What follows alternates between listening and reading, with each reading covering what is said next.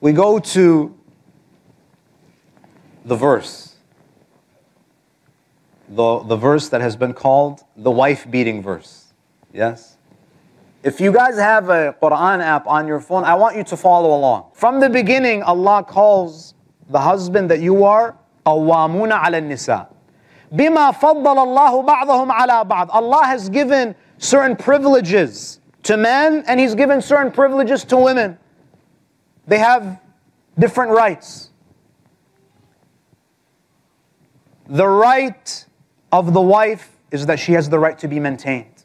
The husband, because the ayah says, وَبِمَا أَنفَقُوا مِنْ أَنْوَالِهِمْ, because you maintain her, because you are providing shelter and food, and you are taking on the financial responsibility, because you're fulfilling this right, Allah gives you this responsibility, Allah gives you a right. What is that right? حَقُّ الْإِسْتِمْتَاعِ.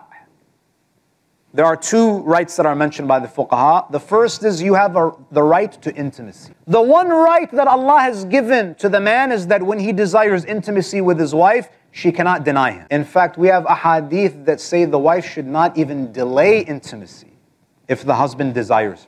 This is a woman who, when her husband calls her to have intimacy with her, she tells him later, until he falls asleep.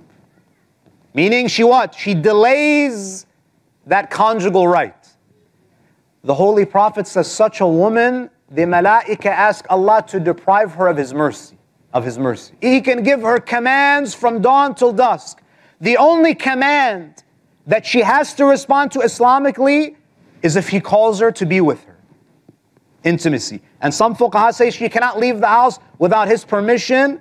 And some fuqaha have said, and that second right is also related to the first, because he might desire her and if she's away, it's going to be problematic. We're talking about a very extreme case where she's not righteous, she's disobedient to God, and she's not guarding her modesty. That the husband is afraid, he's becoming suspicious. There are signs of infidelity. Allah says, you're not allowed to strike them. First, فَعِظُوهُنَّ, admonish them. Admonish them. Talk. If you have some suspicions, if you're uncomfortable with the way she's behaving, if you feel that she's not guarding her chastity, فَعِظُوهُنَّ, admonish them. This is number one. If that doesn't work, وَهْجُرُوهُنَّ فِي الْمَضَاجِعِ, separate the beds. Separate the beds.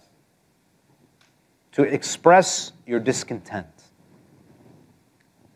If that doesn't work, this is when the ayah says, وَضْرِبُوهُنَّ. Scholars say you only escalate it to the third. Strike them, and there are some conditions to this. You only do it if you feel that it may rectify the problem. The hitting here is not with the intention of punishing.